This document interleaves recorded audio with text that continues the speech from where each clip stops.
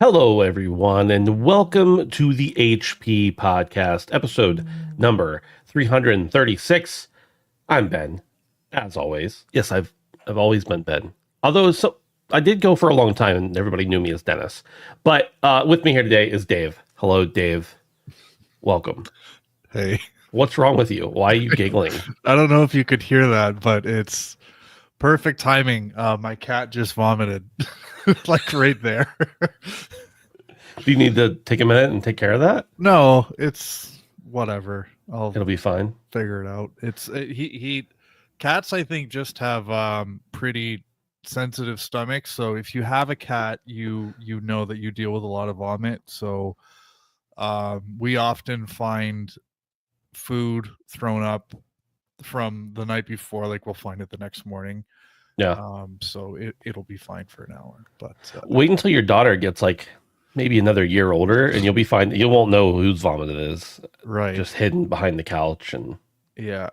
yeah. But no, I'm good. Otherwise, I've been off work this week. My vacation resets on September 1st. Oh, okay.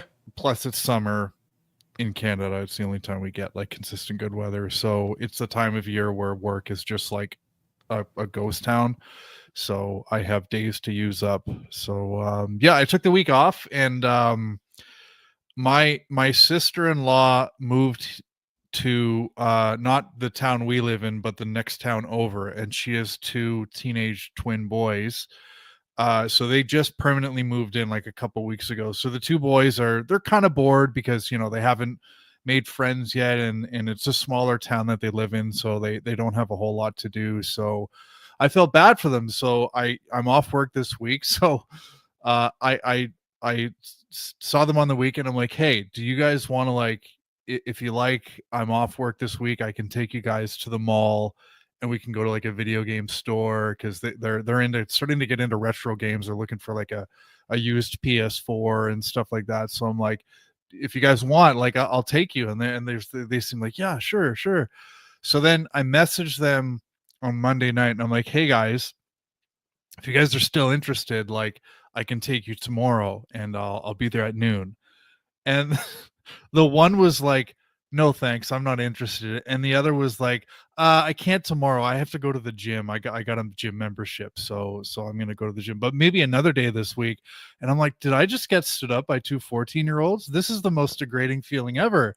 Yeah. Like, what a cool afternoon. We're gonna go like check out video games and then go to a mall, and they'd rather not do that. I felt so dejected, but Yeah. fuck them. You are Unk, so I guess so. you're old. I thought I was the cool uncle, but apparently not. Yeah. So, anyways, I did other stuff with things with my day, but it Yeah. felt I felt a little dejected, nevertheless. But yeah, You feel like, oh, I'm doing something cool for these guys, yeah, I get it. yeah. Yeah. I have nearly teenage children, so I understand the feeling. Although if I were to offer to take them literally anywhere that has anything to do with video games or Pokemon, they would like nag me until I got there. So it's a little Right. different, but Yeah. yeah. Dave, you mentioned taking time off from and work. I'm sure they would eventually go, but I don't know. I feel like I would have jumped at that opportunity. Yeah. You mentioned taking time off from work, and I technically have unlimited time off. Like, I'm sure there is a limit that they would say no, but like our company is kind of like, as long as you get your work done, you can take much time as you need. I've been working there for March, April, May, June, July, 5 months, and I have taken one day off. And even then I didn't actually take the day off. I still kind of worked. Now, I've had days off and like, everything like that, but I should really, like, I just need to find the time empty in my schedule, of which there is none, to take the days off. Maybe that's why they do it. It's a good strategy. Exactly. They know you're not going to take, but you really should take vacation. I think, Yeah. I'm a firm believer that every 3 months you should at least take a week. Yeah. Every 3 months. That'd be 4 weeks a year, right? Yeah, that's about right on average. Yeah. I think they actually have like some recommendations. Like I was looking through our all of our old documentation and stuff, and they were like most of the time people see unlimited time off, and they're like, well, how much time is that? Is that a week or is that 10 weeks? And their recommendation is like at some point you should take at least like a couple times a year you should take a full week off, and then you should take a bunch of couple days at a time. Right. That's our recommendation, but do what you want, kind of thing. And so I'm left with, cool, I'll take time off when I have it to take off, but I just haven't.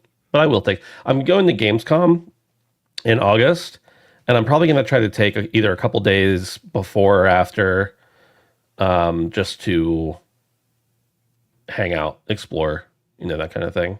It's in Frankfurt? No, it's in Cologne. Cologne. Okay. Yeah. Cool. Very cool. And you've been to Germany before, right? I've been to Germany, but not to Cologne. But I don't know that like I'm gonna be working the whole time, but like in the evenings I'll still be able to go out, for dinner or whatever. I assume the rest of the time I'm in the vicinity, I won't stay in Cologne. Right. I'll either go. My buddy from Atari, I think, is going to Frankfurt. I'm sure I could tag along with that, or I could go visit the Great Lockmort in Belgium, or I could. I don't know. I don't know what I want to do. I think I'm going to fly into Amsterdam and then take the train so I could spend some time in Amsterdam. I don't know. I haven't decided. Cool, man. It'll be a good time regardless what you do. Yeah. Yes, in the chat, we're getting RIP Brandon. And also Brandon is here in the chat. Brandon, his schedule got changed up this week for work. He needed to trade with someone for a different day. So he wasn't able to make it tonight, and we weren't able to adjust the schedule, but he's here with us in spirit and in chat, at least for a little bit. So actually, I don't want to speak for him. I was going to say, I think he might be like on his way home potentially, but maybe that's not until later. Anyway, that's where Brandon is. He will be here usually. Just, it was a weird week. So the other night he was like, guys, I have to change days with somebody and I can't do the show Wednesday. And I was like, do you mean forever or this week? Because we all just changed our schedules. I was going to call them like names and stuff, but. What names would you have called them? Meanhead. Meanhead. Okay. Yeah. That's a good one. It's tempered, but okay. Mm-hmm. Do you have insults prepared for people? I probably wouldn't have actually called him anything. I would have just had to either figure it out or not figure it out, one or the other. Okay. Do I have insults prepared? Like at any moment, you mean? Yeah. Like if push came to shove and you needed to whip out like a really good insult about somebody, have you got anything ready to go? Nothing I can say publicly. So you do, and they're good. No, like whenever you first said, what would you have called him? I was gonna be like piece of shit, but probably I would never actually call someone that seriously. It would be in jest, like a friend I'd be goofing around with, Like maybe I would have called Brandon that, but it would have been like a soft prodding. I like the really deep and well thought out insults that make people think. Yeah. And like, like I don't know if it was Monty Python or something, but your mother wears army boots. Yeah. Something like that. Your mother smells of elderberries. Yeah. You have to like think about that for a minute, and it really kind of like it hits you deeper in a different spot. Mm-hmm. I hope next holiday your mom cooks your favorite dish wrong. Like that's not really an insult, but it's insulting at the same time. Yeah. May your socks ever be wet, or I hope you stub your toe every day for the rest of your life. Like stuff like that, Right.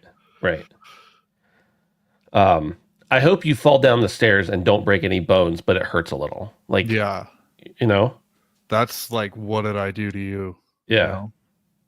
Like I'm not wishing actual permanent physical harm upon you, but I would like you to be uncomfortable. A couple of weeks ago when Brandon bailed for Alec, I wanted bad things to happen to Alec, not Brandon, but Alec. I don't even know Alec, but I don't like him. I think if the shoe were on the other foot and Brandon had bailed on him for us, he would have felt the same way. So he would get it. He would understand. Yeah. Yeah. Alec would wish terrible things upon me, probably. So I don't feel so bad about saying this live and recorded, but you know what? I can forgive Alec, and I probably will. But yeah.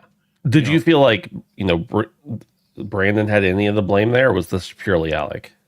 This is purely Alec. And my nephews were probably also doing something with Alec earlier this week rather than hanging out with me. So yeah. That makes sense. Fuck that guy. Mm-hmm.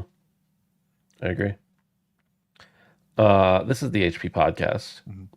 We talk about video games and Alec most of the time. You can join us over on Patreon at patreon.com/handsomephantom and support the show for as little as $1 a month. You get the show ad-free and early if you listen to the free feed or the audio feeds. And really, it's just a way to show your support for us. We appreciate it. You can also show your support and hang out with us over at Discord for no cost at all. handsomephantom.com/Discord. We like having you all there most of the time. Dave, before we get into the show, I every now and then I get on, like, if a streamer I like is, or even a streamer that I like know of or whatever, they'll get on like Counter-Strike case openings. And I don't have, like, I don't think I have an addictive personality. And certainly when it comes to money, I don't have an addictive personality. Like, maybe if I were to get like heavy into smoking or something, I could get addicted. I don't know. I don't know, like, physically if I have an addictive personality, but mentally when it comes to money, I'm like, I don't have an addictive personality because I'm just too cognizant of that stuff. But I love watching other people who have a lot of money rip these cases like crazy. And lately, Tim the Tatman, my favorite big streamer, like, I have a lot of friends who stream in like 30 to 50 audiences, whatever. But my favorite big streamer, Tim the Tatman, is on a case ripping journey. And of course, he's still a multi-millionaire and making money probably even while he's spending tens of thousands of dollars doing this. But I can't stop watching it. As a matter of fact, I have it up on my other monitor. So he's just opening Counter-Strike chests? Yeah. So they just go and buy Counter-Strike chests and then open them. And that's it. They just try to get, the big hits, get the golds, flip them, sell them, whatever. I know exactly what you're talking about because as you know, a few years ago, I kind of got into sports cards a little bit. Mm-hmm. But unfortunately the sports card market has gotten offensively expensive. And I've realized that I can get the high from opening packs just by watching YouTube videos of people opening packs of baseball cards and hockey cards. So I know exactly what you're talking about. And you know what I've learned from those videos is the vast majority of the time, the money you spend on those cases, you're going to be disappointed. So yeah. I mean, the mantra in the trading card game in general is just buy the singles that you want, and you'll probably, like, maybe you'll get lucky and get something, but most likely you'll spend less money. Man, right now it's tough because, like, I wanted to collect the Final Fantasy Magic the Gathering cards. And I had already come to terms with the fact that, like, there were cards I would not get because there are only a few of them in the world, right? Like, the one Chocobo card, there's only 77 of them. Like, I'm not going to get one of those most likely. And if I do, I probably would sell it because that would be the smart thing to do in order to provide for my family, right? But there are, like, I did want to try to at least collect, like, the base set and everything. But there are some cards you can only get in these packs called collector boosters. And the collector boosters, I think they MSRP'd for like $39.99 a pack, which is crazy.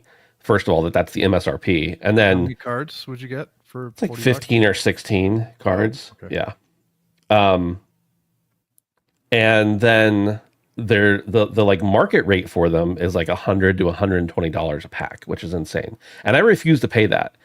The lowest you can find them at like a Target or a GameStop or a Walmart or something like that is $45. So not even MSRP, higher than MSRP. And it sucks because, like, everybody just goes and gobbles them up. Today I had like a little break from work, and I was like, you know what? I know they restock at Target on Wednesdays. I'm going to see if I can get one today because I haven't been able to buy one. And the whole point of this is, like, I don't have enough of addictive personality that I'm willing to pay the $100. It's not a matter of do I have $100 to spend on it? I do. It's that I refuse to do it. Like I refuse to pay double MSRP for a gamble. It's just so against what's inside of me to be able to do that. So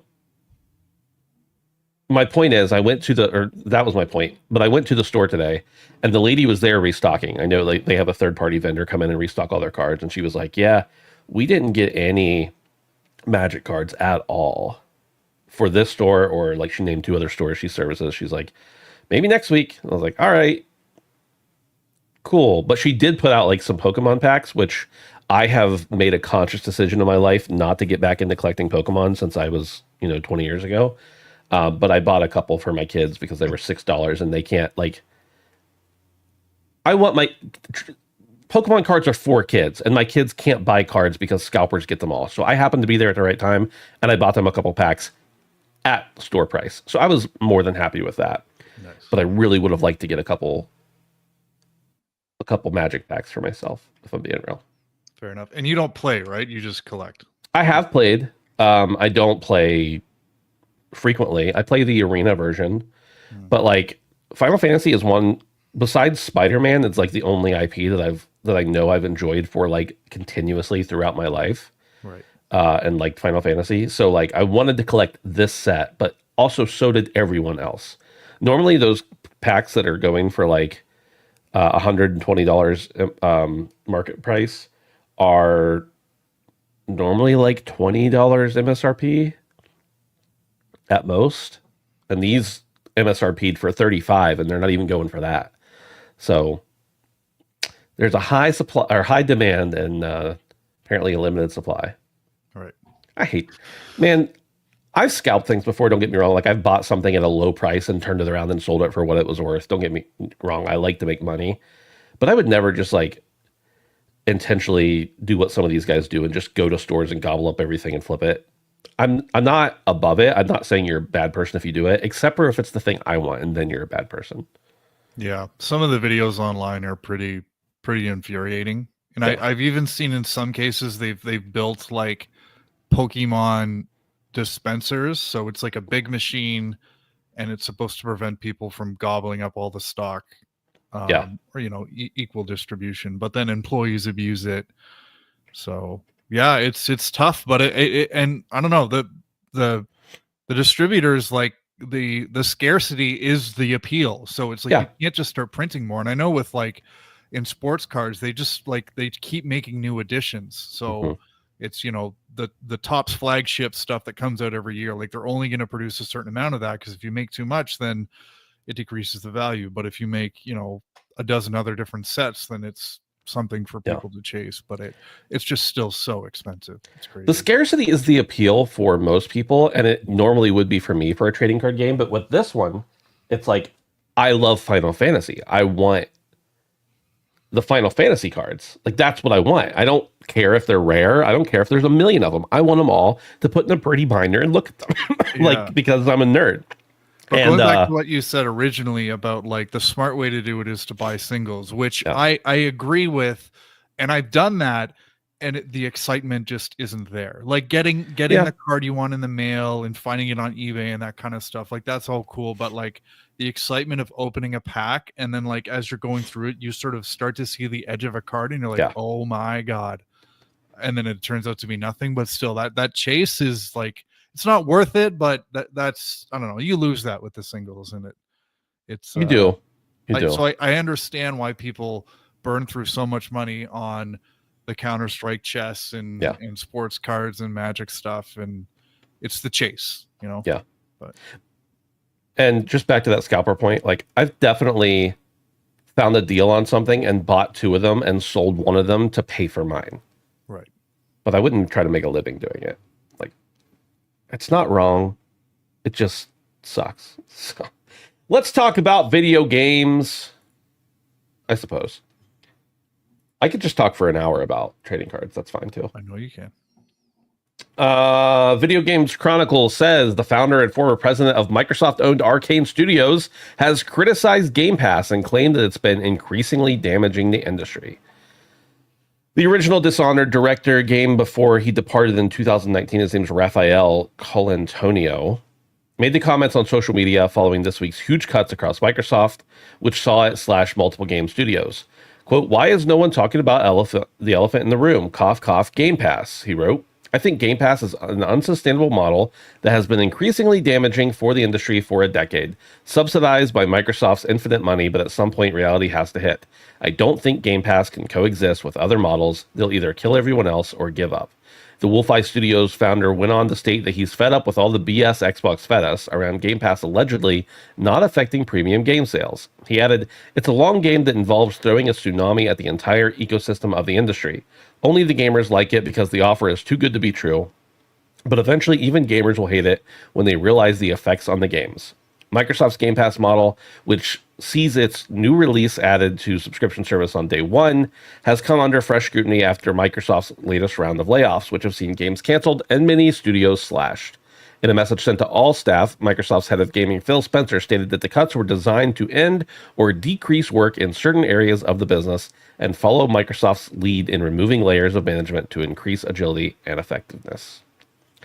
Now, it's worth noting, not everyone is critical of Game Pass. However, Rebellion CEO Jason Kingsley recently claimed that launching into Xbox Game Pass had been a huge success for survival action game Atomfall. Microsoft has been a fantastic partner to work with. They've really leaned into helping us, he told gamesindustry.biz, etc., etc. Dave, you and I, we've had many discussions about Game Pass over the years, and we've both been subscribers at various different points. I think you even are right now. What do you think about the idea or the thought, what do you think about these statements?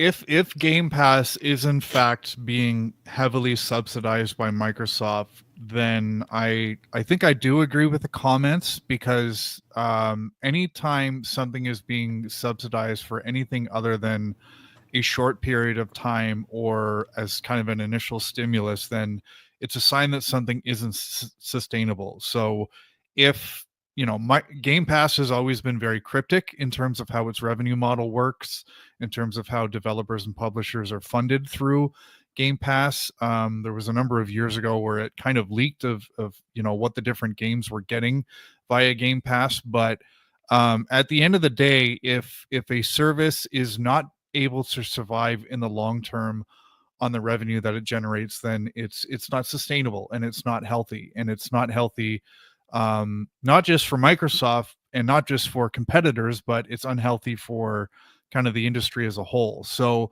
if this line of thinking is accurate, then I 100% agree with the comments. My issue here though is Microsoft did what it did last week. Everybody is really angry at Microsoft, and I think Game Pass is the easy target. And I'm not really sure if I've missed the connection between the game cancellations and the studio closures and the layoffs from last week and Game Pass.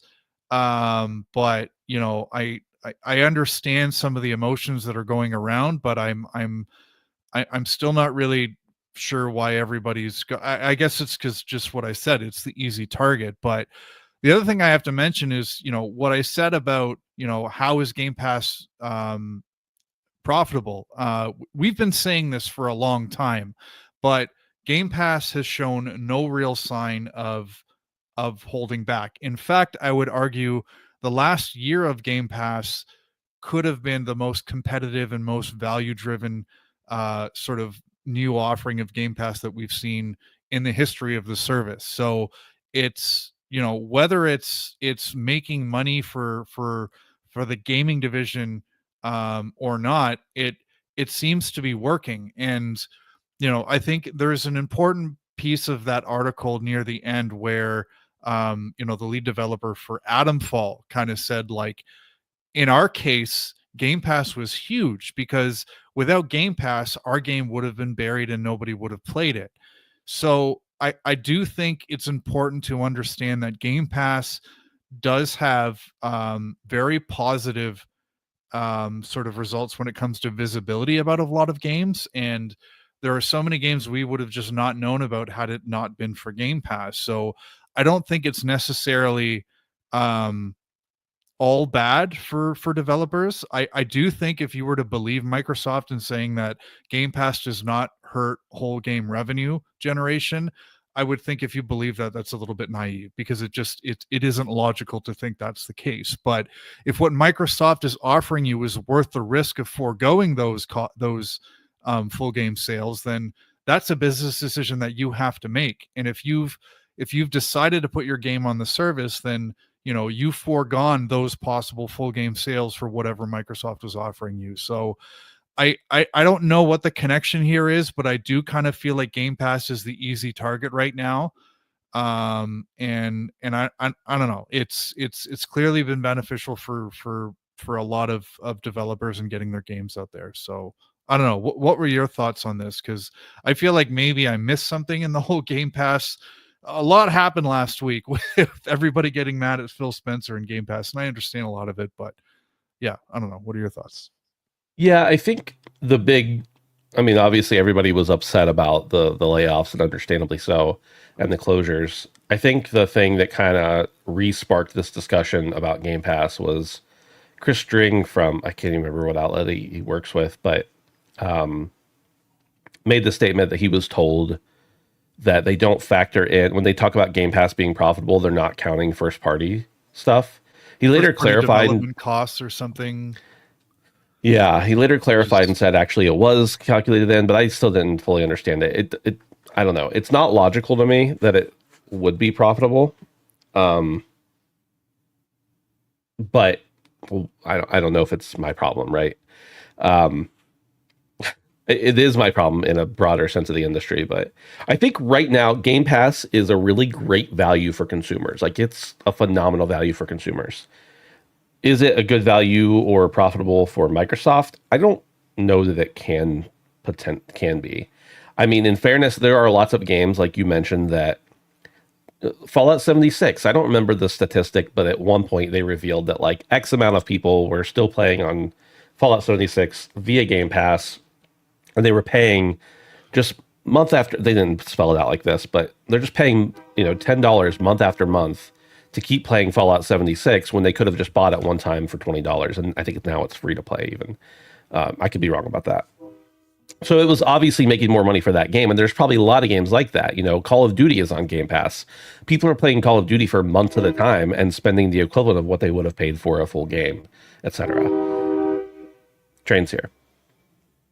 But then you have games like Indiana Jones, where, I signed up to play Indiana Jones on Game Pass. I played the game. I canceled my subscription so I wouldn't forget at the end of the month.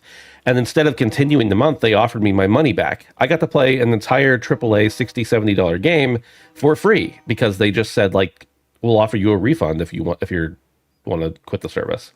And of course I said yes, because I was only there at that moment for Indiana Jones.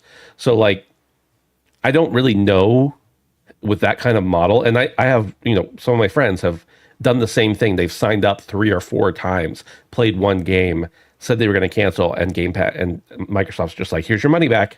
You don't have to pay us. I hope you enjoyed your free game. So there's a lot of logical things that don't make sense to me. And will it hurt the industry long term? I think it's probable. I think it's even likely that people are going to fall into a thing.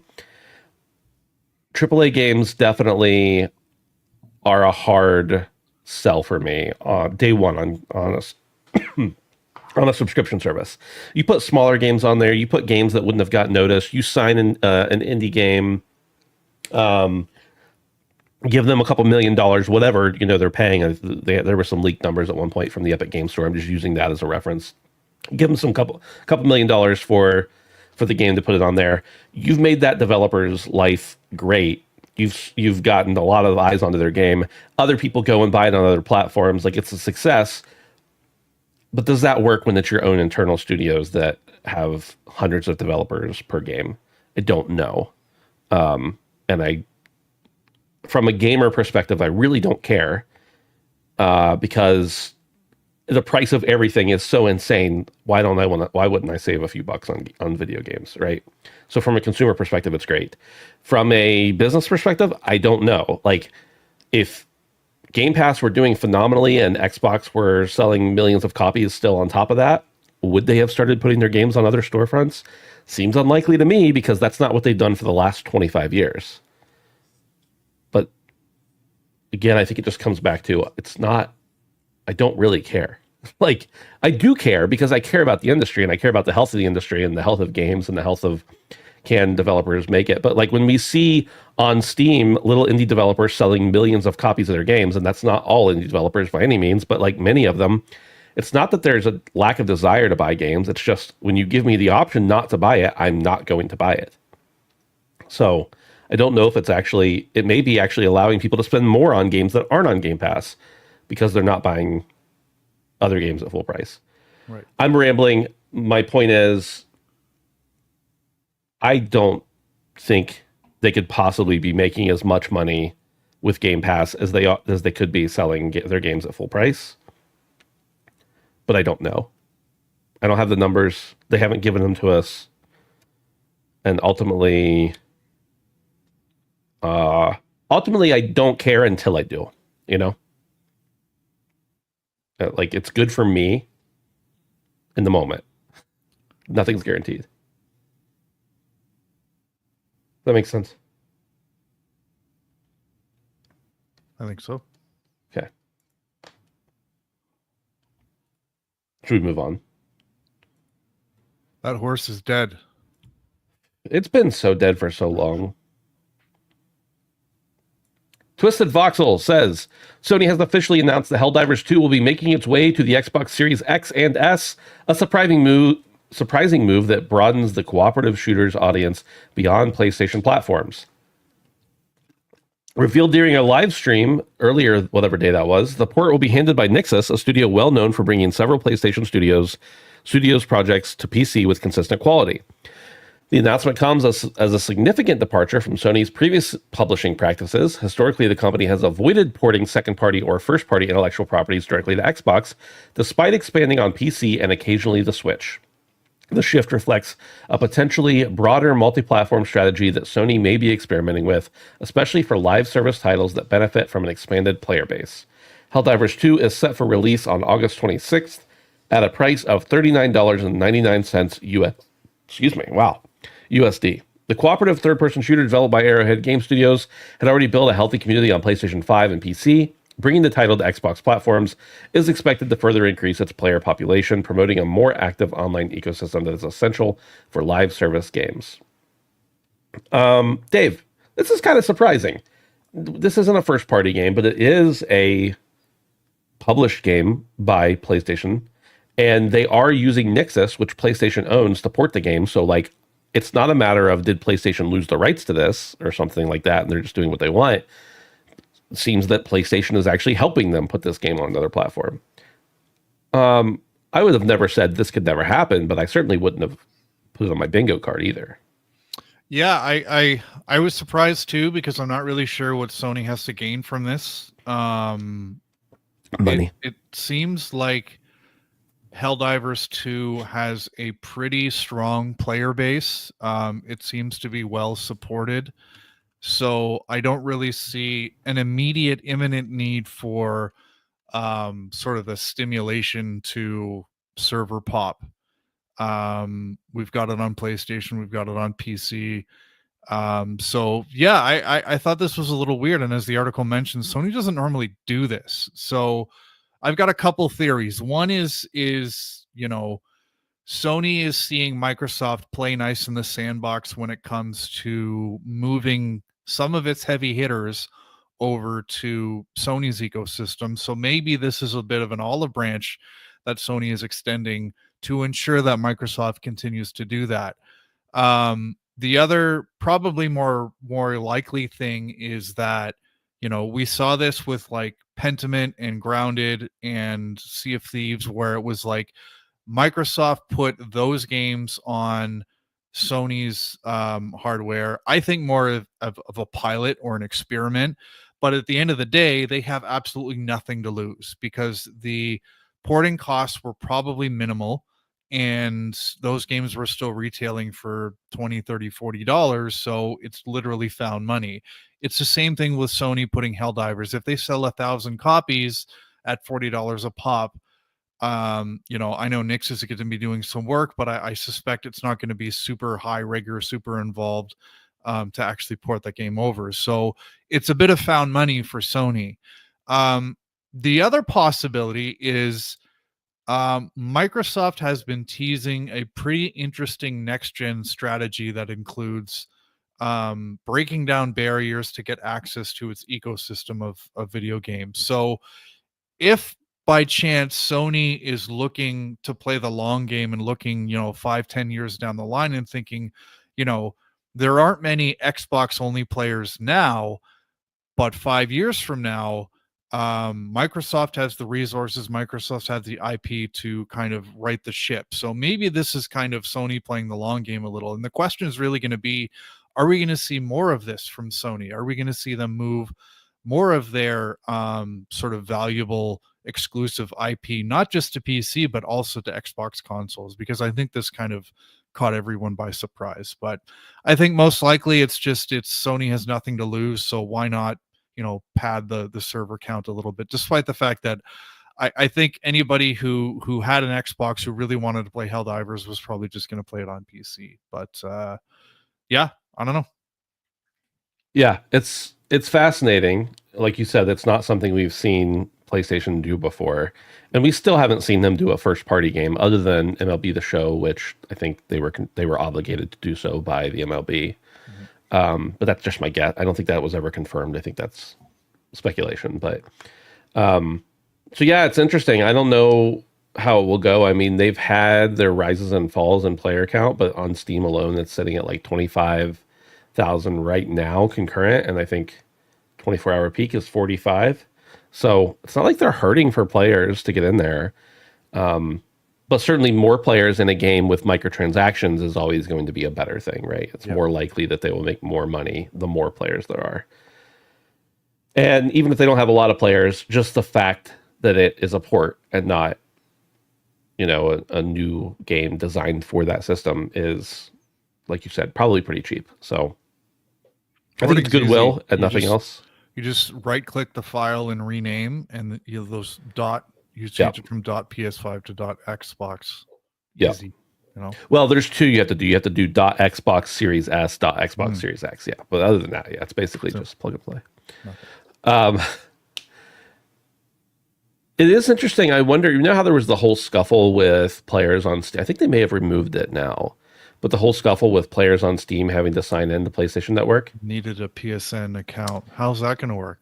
I don't know. Now, I know that with Microsoft's games, specifically the online ones, Sea of Thieves, for instance, you do have to sign into your Xbox account on the PlayStation in order to get access to your character. You have to create or have an Xbox account. Will Sony try that on Xbox?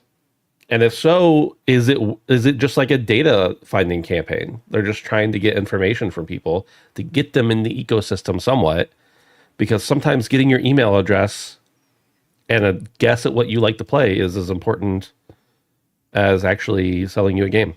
Right. So, okay, let's move on. A former Sony dev's next game looks like Call of Duty, but with a huge open world, according to GameSpot. Former Sony Online Entertainment chief John Smedley and his new team at Distinct Possibility Studio have unveiled their first game, Reaper Actual. And while some aspects of this first-person shooter may seem very familiar to COD fans, it's set in a very large, persistent online open world with a map that's bigger than anything in Call of Duty Warfare. Call of Duty Warfare? Do they mean Warzone? I don't know. Up to 200 players can join a single server in some of the epic battles teased in the announcement video. At least for now, Reaper Actual is strictly for PC, and it's essentially the fusion of an MMO and an FPS. The game is set on an island called Morova, which is overrun by rival factions vying for control. As a Reaper, players can sell their services to the various factions on the island and use all manner of vehicles and weapons to achieve their goals. Dave, did you get a chance to check this out? I did. This looks really promising. And I'm looking at kind of the studio and the pedigree and the experience, and I'm like, it feels like they're doing something slightly ambitious, but not too ambitious and in their wheelhouse. And this sort of military first-person style shooter it has mass appeal. So this, I like kind of when new studios specifically do something that's a little bit risky, but also a little bit safe. And the other thing I like about this is it looks grounded. It looks, it's realistic enough, but not like Tarkov level difficult and punishing. Um, but it also kind of reminded me of Ghost Recon Wildlands. I remember when I saw that game for the first time, I thought, this is not what I want from Ghost Recon. I want linear, I want intense missions, big Michael Bay explosions, that kind of stuff. But when I've actually played it, I'm like, this is really cool. Like being able to have this military type experience, go anywhere, do anything. I really liked it. And then when I kind of dove into, what they had revealed for this game, it seemed like an interesting combination of traditional MMO type experience with more modern, sort of, it's not quite an extraction shooter, but it has kind of parallels and elements. So I don't know. I think this could be something to keep an eye on, because it's again, it's got the pedigree. They're not trying to do something crazy or different. They're, it's the former chief of Sony Online Entertainment working on an MMO, so that's a good thing. So yeah, I don't know. Did you have a chance to check this out at all? Yeah, I looked at it. I play so many shooters at this point that I was like, haven't I played this? I definitely haven't, obviously. But it didn't stand out as like anything phenomenal to me. But I do like all the things you're saying there, that they've got the pedigree. They're not trying to reinvent the wheel and add in some crazy gimmick. I don't get the feeling there's going to be 19 different places to purchase something in the menu. Like, it's just a game that has some gimmicks, don't get me wrong, but it's not anything too crazy. So, if it's good, I'm sure I'll check it out, and I'll definitely want to check it out, at least somewhat, if I get the opportunity. Right. Yeah. PC only. That I think is a good thing. That's a. It doesn't. I think it's a PC only for now. So we're gonna maybe see us on console at some time down the line, but we're just gonna focus on a really good experience in one spot. So, yeah, I don't know when it's coming out, but it's as I said, something worth keeping an eye on. Yeah, for sure. Okay, according to WCCF Tech, the Nintendo Switch 2 GPU is close to the Xbox Series S, and the CPU is close to the PS4, says a developer. Ever since the Nintendo Switch 2 specifications were leaked, fans and experts have been wondering whether Nintendo's new console would be closer in power to last generation's Sony PlayStation 4 or this generation's Microsoft Xbox Series S. During a recent interview with Virtuos, we received what is possibly the most in-depth technical explanation to date, courtesy of, I'm not going to try to say the name, technical director at Black Shamrock, who revealed that games already running at 60 frames per second on the Series X shouldn't be hard for the Nintendo Switch 2 to run. GPU-wise, the Switch 2 performs slightly below the Series S. This difference is more noticeable in handheld mode. However, the Series S does not support technologies like DLSS, which the Switch 2 does. This makes the GPU capabilities of the two consoles comparable overall. CPU-wise, there is a clear distinction between the two consoles. The Switch 2 is closer to the PlayStation 4 in this respect, having a CPU just a bit more powerful than the PS4's. Since most games tend to be more GPU-bound than CPU-bound when well optimized, the impact of this difference largely depends on the specific game and its target frame rate. Any game shipping at 60 FPS on the Series S should easily port to the Switch 2. Likewise, a 30 FPS Series S game that's GPU bound should also port well. Games with complex physics, animations, or other CPU intensive elements might incur additional challenges in reaching 30 or 60 FPS or require extra optimization during porting. Dave, I'm going to talk about this a little later, but I'm pretty impressed with the Nintendo Switch 2. I didn't expect it to be like world changing or anything like that, and it's certainly not, but it doesn't feel old. Maybe in a year or two it will, but like it feels like Nintendo actually tried to create a not groundbreaking but comparable experience to what you're going to get on some other platforms.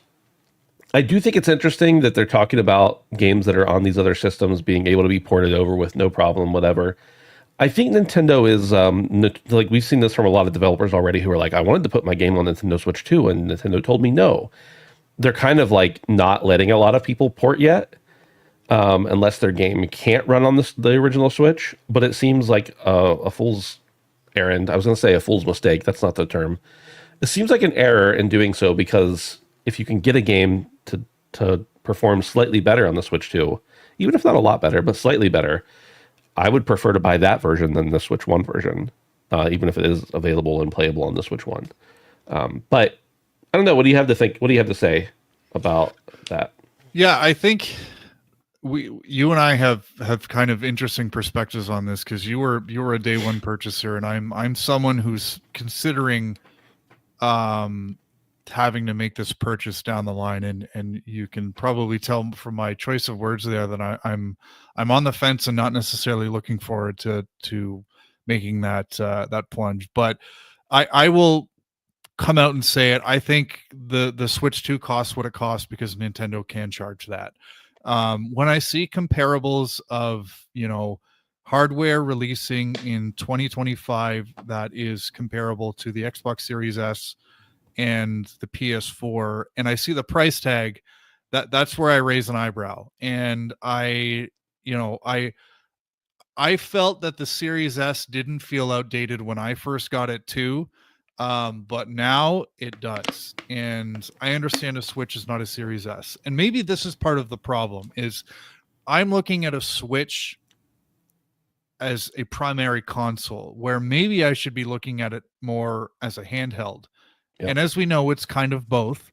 And I think the reason why I've been willing to give Nintendo a pass on this in the past is because their hardware is often accompanied by some, I'll use the word gimmick, but it's usually a good gimmick, something that sets the hardware apart from other traditional consoles. And with the Switch 2, I know they leaned into some of the social aspects a little bit more. And we got Joy-Cons with mice on them. Cool.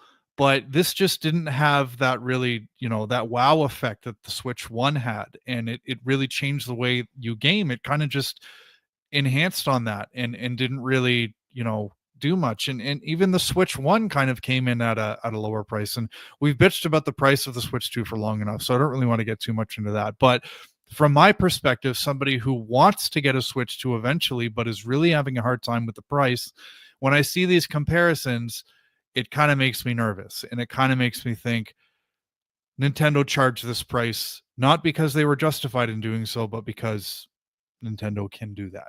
So I don't know.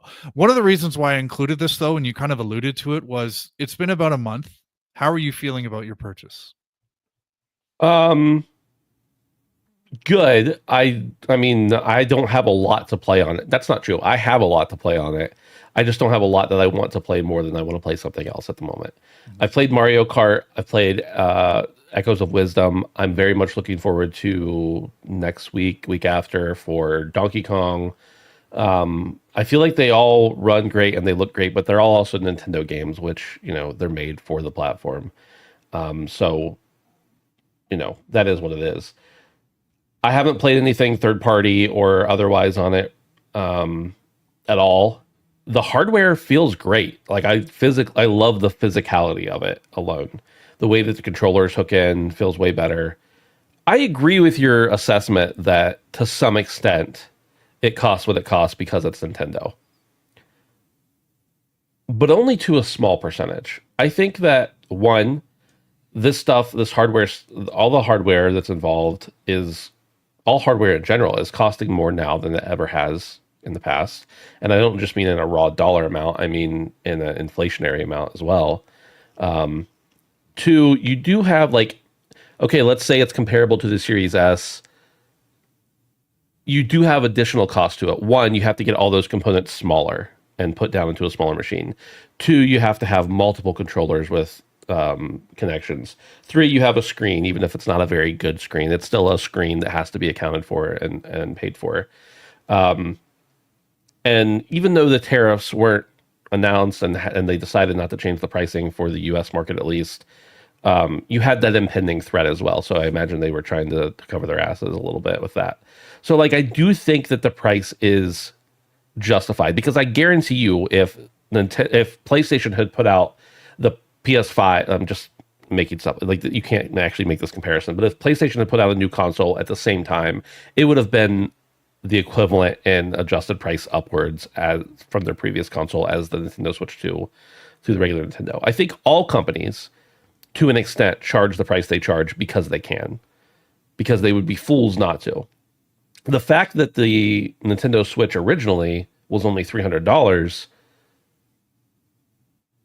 was insane. Like that was everybody at the time was like, it's only $300, get one. That's why it sold so much. But is the Nintendo Switch 2 worth more? I think probably. I don't actually have the numbers or a breakdown or anything in front of me, but like all of the things I know make me feel like, yeah, this definitely had to have cost more. And also market conditions are worse now than they were before. So it doesn't feel bad. Now, does that mean I'm happy that maybe in 2 or 3 years, the Switch 2 is going to feel outdated over again now because, it's comparable to last gen essentially? That doesn't make me feel great, but it's also to be expected because it's Nintendo, and that doesn't excuse it at all. I'm not trying to be a shill about it, but it's just like, I don't know. It's just kind of it'd be like if you were like, well, I really wanted to get I don't even know what Android phones are called, the newest Galaxy phone, but instead I bought this off-brand phone that just happens to run an old version of Android. You wouldn't expect the old version of Android to run as well as the other one, even if it worked great for your purposes, because eventually it's going to slow down and not be the best hardware. Like that's how I feel about Nintendo. Like I never expect Nintendo to blow me away, except for with their games. And with their games, they do blow me away. I'm rambling now, but like I think I just have different expectations.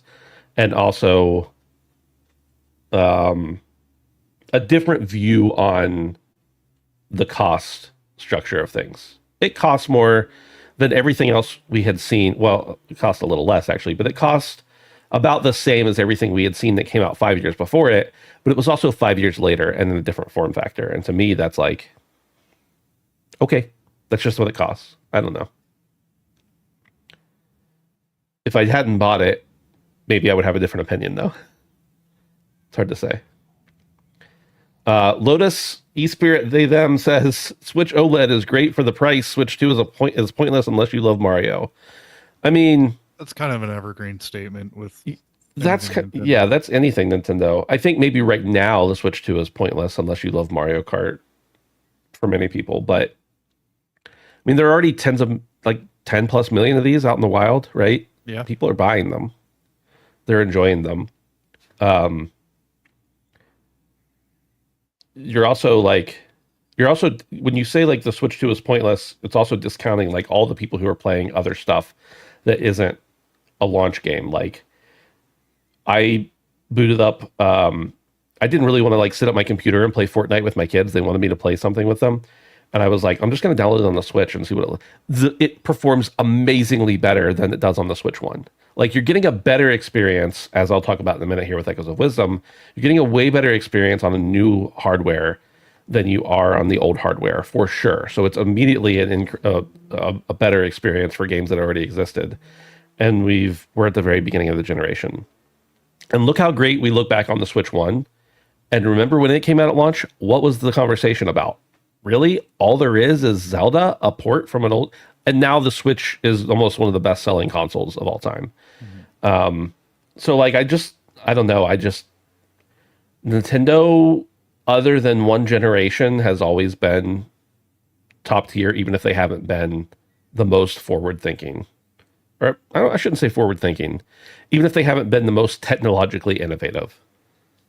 They know what they are. Their audience knows what to expect. And they deliver... and you get it and you enjoy it. So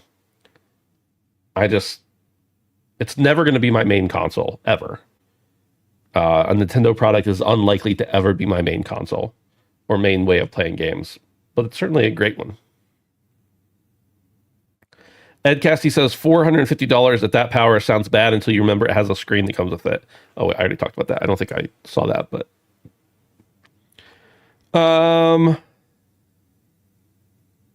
Tom went back to the beginning of the stream.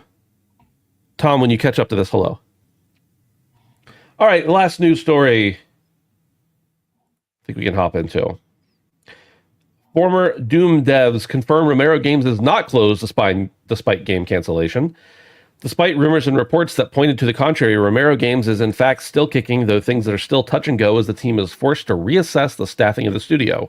Romero Games, founded by industry veterans John and Brendan Romero, was deep in development on its latest game when its publisher suddenly pulled funding from the project last week, causing the game to be canceled and casting a shadow on the future of the Galway-based team.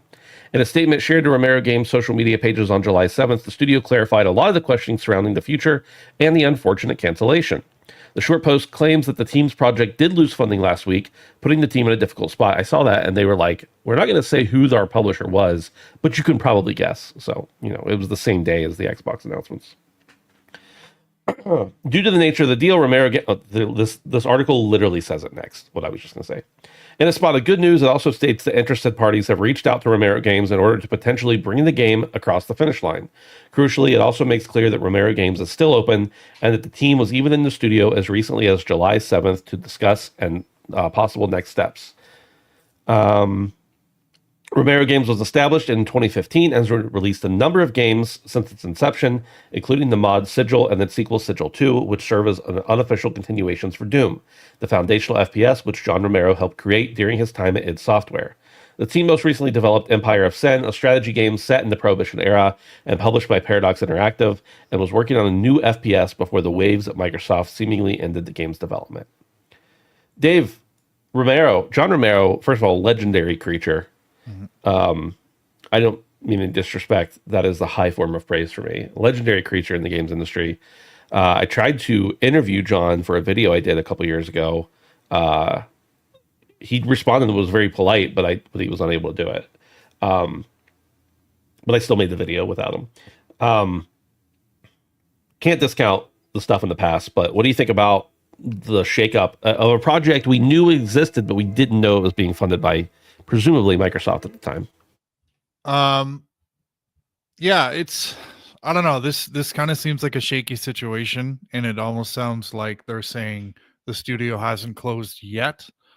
But I don't know, if their game was deep in development, then I feel like I try to position it a little bit more as to say we're looking for new support rather than, the game is canceled. Because if you have 50% of a game and somebody could swoop in and fund the other 50% of that game, that looks a little bit more attractive than kind of saying that our game is canceled. I remember thinking the same thing last week when we were talking about a couple of canceled projects. So it's odd to me that, the way the PR works with some of these announcements, it was the people can fly thing, where it's like, the rumors were that some of their canceled games were like Outriders 2 was pretty close to being done. Well, then why would you not, float it out there as, hey, we're looking for a new publisher to see us to the finish line with this. But in any case, they sound confident in their ability to keep the studio open, and it's good for them that they've already had people call them to say, hey, what can we do to help bring this back to life?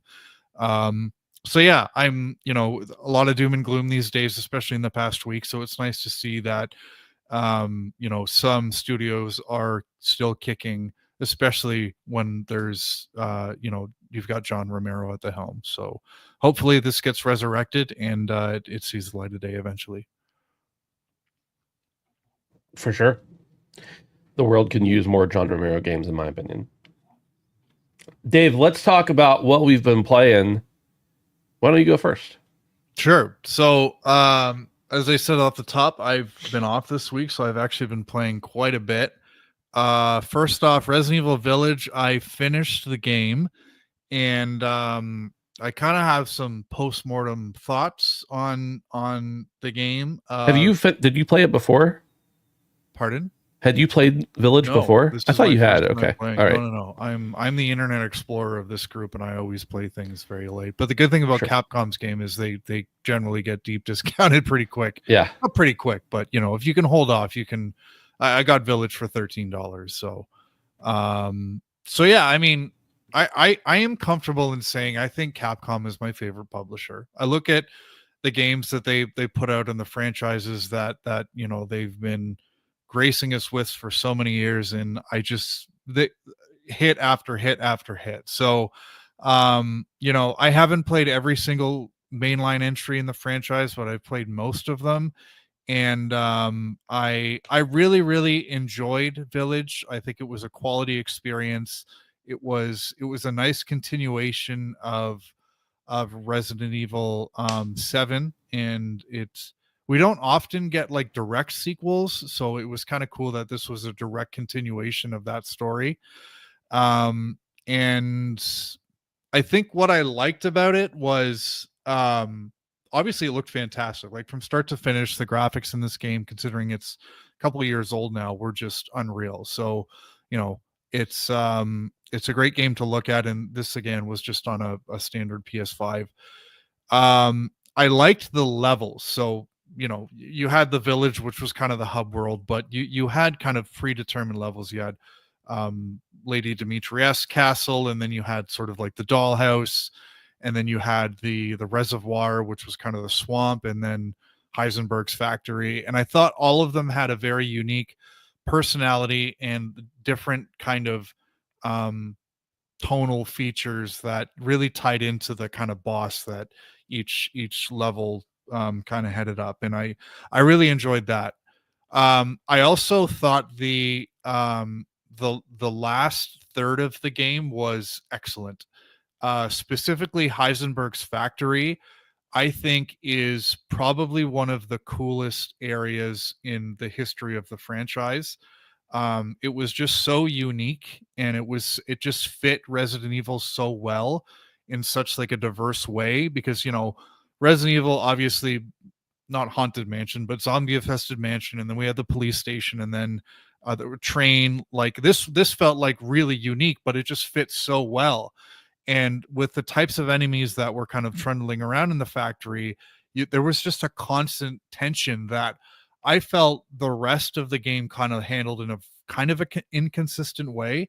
So, Heisenberg's factory and everything else that followed it, I thought was like a really awesome crescendo for the game. And it's if the game had just been that, I would have been like, this is probably up there with my favorite Resident Evil experiences. So yeah, overall, I really enjoyed Village, and I'm glad I played it, but there were some things that I didn't like. I said it, when I first started playing the game, that it didn't really feel that scary. Heisenberg's factory did feel scary, but pretty much the rest of it, I didn't really care for the more action oriented nature. I didn't really feel the tension in the ways that I did in Resident Evil 7 and some of the other Resident Evil games. And that's something I look for in Resident Evil, is I want to feel where every time I turn a corner, something might be there waiting for me. And I just didn't get that. I was sprinting a lot and just kind of going guns blazing. And that kind of leads into the other thing that I didn't like, where I felt like something that Resident Evil has always handled really, really well in its games is a balanced ammo and resource economy, where the game gives you just enough to get you through each encounter, but also make you feel like every bullet you need to make count. I felt in the majority of Village, I didn't care about my ammo because I just had so much of it. I could craft so much. I had so much money that I could go buy the ammo from the Duke. And it didn't really have that sense of preservation when it comes to resources that I normally again look for in a Resident Evil game. Now, towards the end of the game, I did start to feel that, but definitely in the first 2/3 of the game, I felt like I could just kind of do whatever I want with the weapons I had. The other thing that I did not like, and this is kind of a little thing, but I kind of wanted to bring it up to see if I'm the only one, was I thought Heisenberg was a really cool character. You know, the mishandling of the marketing is well documented. Where you know, Lady Demetrius was front and center, and you know, she was gone within the first 2 hours. But I did think Heisenberg was a cool character, and he wasn't the main protagonist, but you know, partway through the game, everything started to lead up to him, and then you know, in the last kind of final level, he's the guy, but his voice actor was so bad. Like I don't it just it was so Timu, like it was just so mismatched, and I just like I feel like if they had made a different choice in casting for the English version anyway, that he would have been so much more of an impactful character for me. But I don't know what it was, but that voice actor just it did not do it for me. But you know, that's I don't want to say it's a little thing, but it's yeah. But I mean overall I really enjoyed Village. I think you know, Resident Evil 2 is probably still my number one, followed closely by 4 and then 7, and you know, Village would probably be in behind there. But yeah, it's I'm so glad I played it, and I'm looking forward to Requiem, which we get in less than a year. So um Nice. any questions on Village before I go to the next thing? No, other than to say I need to play 7 and 8 both. You haven't played it? I've never played either of them. My bad. I bet Oh, it's all good. Ask about that wasn't super spoilery, but No, nothing you said there either was like I wasn't like, oh, I feel like some of that stuff I knew already, and yeah. Excuse me.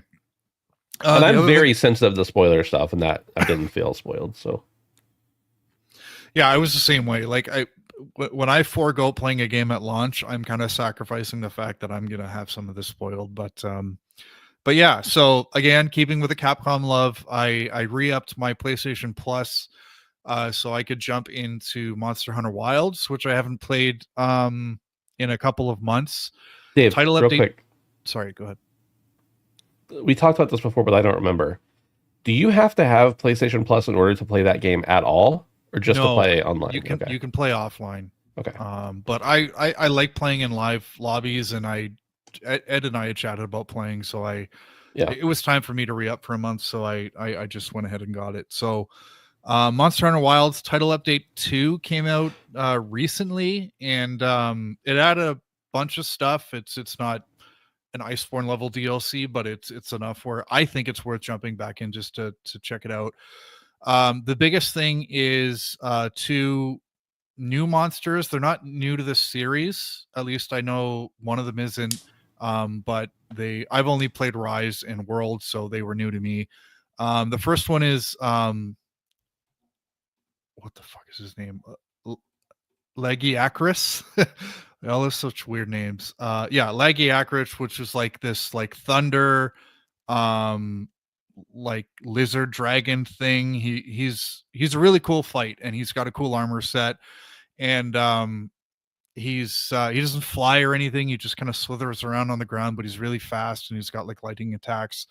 And there's one portion of his fight that actually takes place underwater, and it wasn't like a CTE type of experience, but it was like you can't actually attack him with your weapon. The only thing you can do is like grapple onto him and attack him like you would when you're mounted, or there are a couple of like boulders that you can pull down in the water, and that will attack him. So it was a really cool sort of way to change up a monster fight, but it was small enough where it didn't overstay its welcome.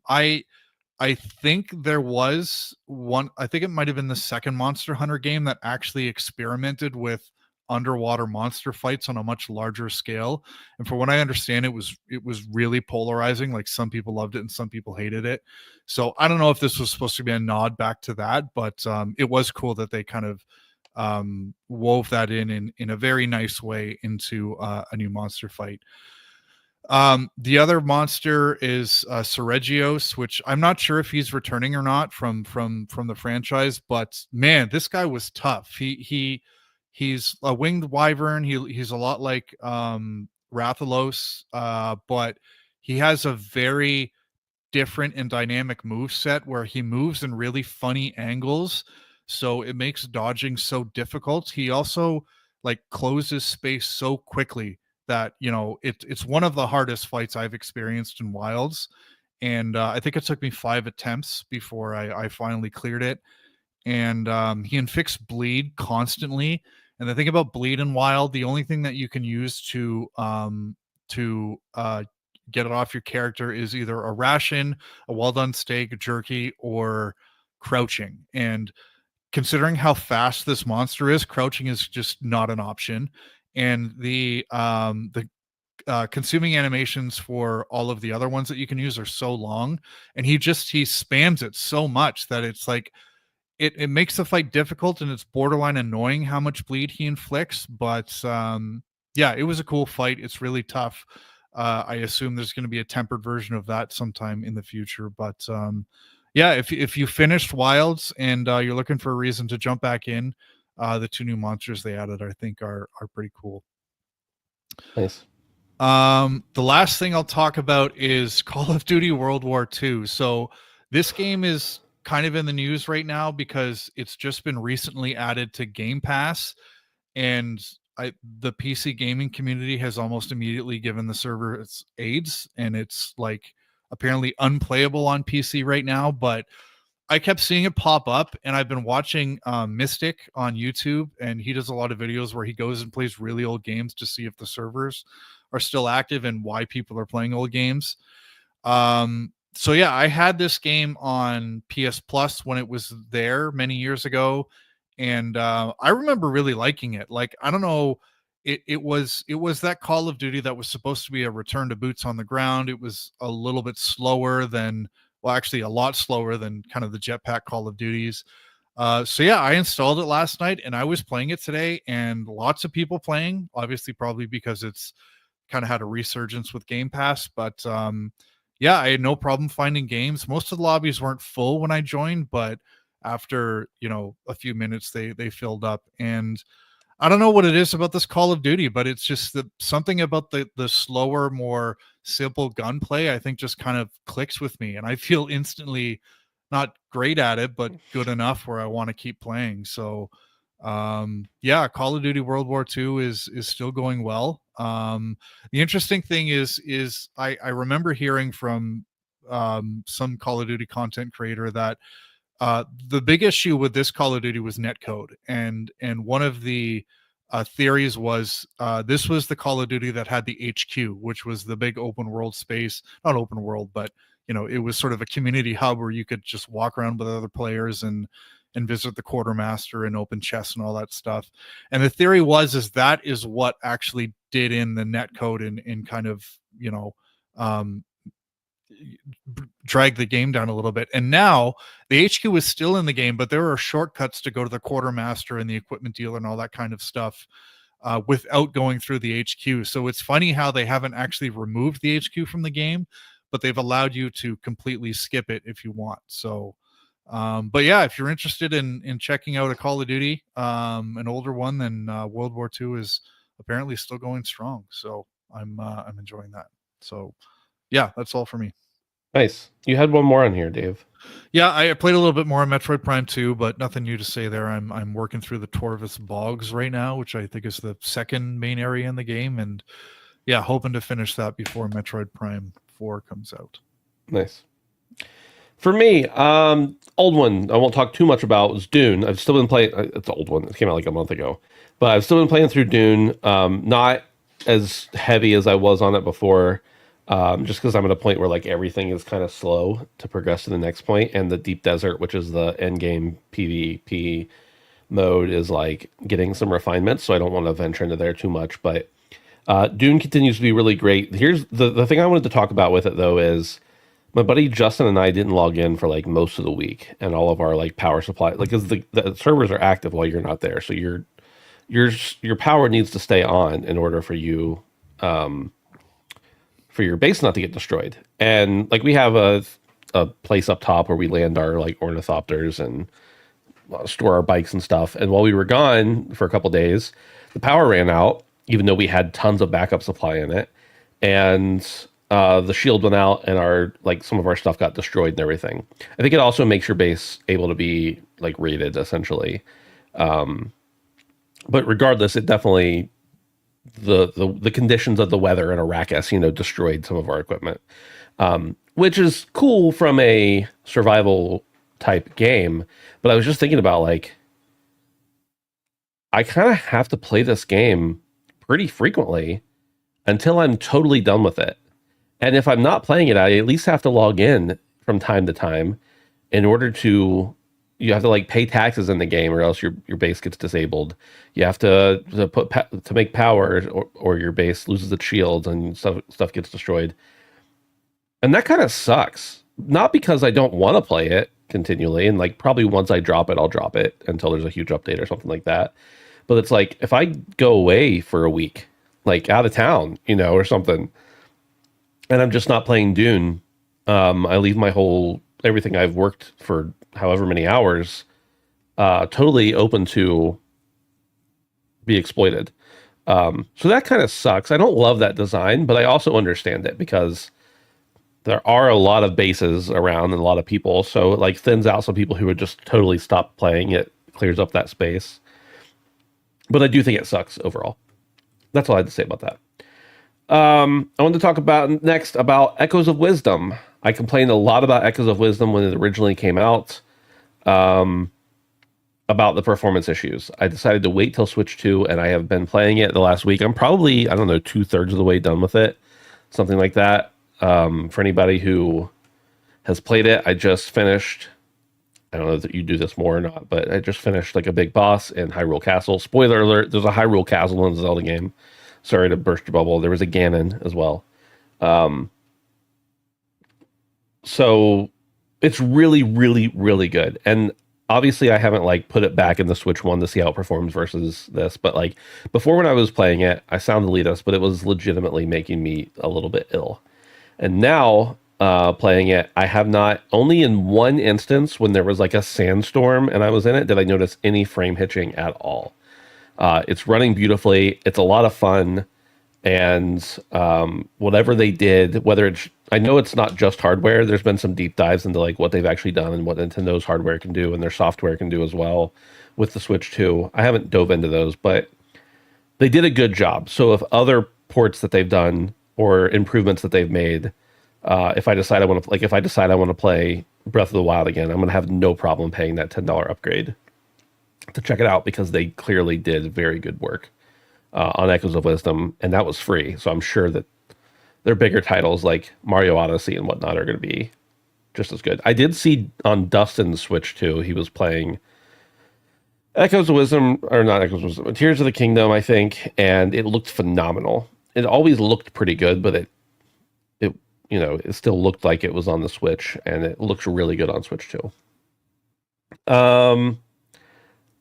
Also, Rusty's Retirement. This is it's a farming sim essentially, but the catch of it is it's an idle game. So this game sits in the bottom, like I don't know, quarter or fifth of your screen, and just like does its thing. You have to have some input occasionally, but like all the stuff you're growing and everything just has just like takes a long time. And in order to progress your farm along, you have to wait a while, basically. So this has been like the perfect thing for when I'm in meetings or whatever. Like, and it can run in the background. Like I don't have to have it on the front of my screen, or it can run on another monitor or whatever. I've just kind of had it running, and then occasionally like I go in and interact with it. And eventually you can set up automations and stuff, so you definitely don't have to interact with it that much. But it's really fun. Like I don't really typically like idle style games because I want to play them. But in this case, I literally I can't play a game. So like just having it there is kind of fun to watch things progress. It's not real deep. I mean, there are a lot of systems in it and everything. And I'm sure there are strats and whatnot, but like it's meant to just be like in the back of your mind, relaxing kind of thing. And it does that. I think it's pretty cheap as well, if anyone wants to check it out. And the last thing, we talked about this last week, or maybe even week before, is Peak. I've only played this one night. Played it for, I don't know, 3 or 4 runs. Peak is, as my friend Jimmy calls it, who he may have got this term from somebody else, is part of the genre, the growing genre of friend slop, basically meaning like it has, in-game voice comms that you play with your friends, and that's part of the fun is not using Discord and not being able to hear each other all the time. In Peak, you climb a mountain, and then you climb another mountain, and then you keep climbing mountains. And along these mountains are lots of different like hazards and exploding things and poisonous things and whatnot. You start out with like a fairly large stamina bar. Everything you carry decreases that amount of stamina, and it's represented on the stamina bar with like little blocks. Everything you carry decreases that stamina bar to some extent. If you drop something, you get that stamina back. If you get hungry, your stamina bar starts to decrease. Of course, you can eat something and your stamina bar comes back. If you take damage, again, your stamina bar decreases, your damage bar increases until you get healed with either a first aid kit or bandages or something like that. I hate stamina bars in games normally, but this one's fun because it is the mechanic of the game, essentially. There are instances where like you will not be able to progress if you don't have enough stamina because you have to be able to climb. Again, that's the whole point of the game. The climbing is very simple and very easy to do, and you can use resources to do so. There's like grapple guns and you can boost each other up, that kind of thing. But by and large, you're just climbing in the game, trying to get to the top of the peak with your friends in voice in there. Lots of crazy stuff happens just because of the like wild physics in the game. If you fall, you're going to keep falling until some kind of force stops you. Of course, you're going to take damage and all that. But it's a fun game to play with your friends. It's not going to be, a game of the year contender, most likely. It's certainly not going to turn the world upside down. Well, it has kind of turned the world upside down, but it's like not going to change your view on video games or anything. But it's like just a fun, good experience. With a lot of mechanics that I wasn't expecting just from like a very cursory view of the Steam page. I think I paid $8 for it or something like that. I think David mentioned it was previously on sale when it first came out for $5. I want to say I saw, let me look here real quick. Just give me 1 second. I saw an updated sales number for it today. Let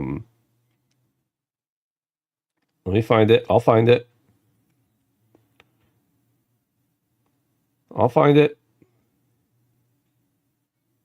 Peak sold 4.5 million copies in less than a month. So I think it's been out just about a month now. So pretty crazy. Again, like I said, some deeper mechanics, but a lot of just like silliness and running around, looking goofy, customizing your character, accidentally hurting your friends, that kind of stuff. It's fun. If you've got some friends to play it with, or you're okay with hopping into a lobby with randoms, and you got $8, I'd give it a shot. And that's all for me. Dave, anything else for the show tonight? Nothing. I hope Brandon's been playing Resident Evil. Yeah, I think he has. Sure he I think he was streaming it a couple days ago. Yeah. But yeah, we'll see you next week. There should be 3 of us. Should be. Mm-hmm. Thanks everybody for hanging out. Don't forget, as always, you can go over to patreon.com/handsomephantom and support us for as little as $1 a month. And you can also hang out in the Discord with us, handsomephantom.com/Discord. Ed says he was miserable with Resident Evil 5. That's not shocking. Brandon, I'm not saying Resident Evil 5 is the best game by any means. Did he play it with anyone? I don't know if he did or not. But I also know that Brandon, if he gets in his head he's not going to enjoy something, he is not going to enjoy it. Wait till he gets to 6. Yeah. It should be fun to watch. Mm-hmm. Or at least hear about. All right, everybody. Have a good night and a good week. Goodbye.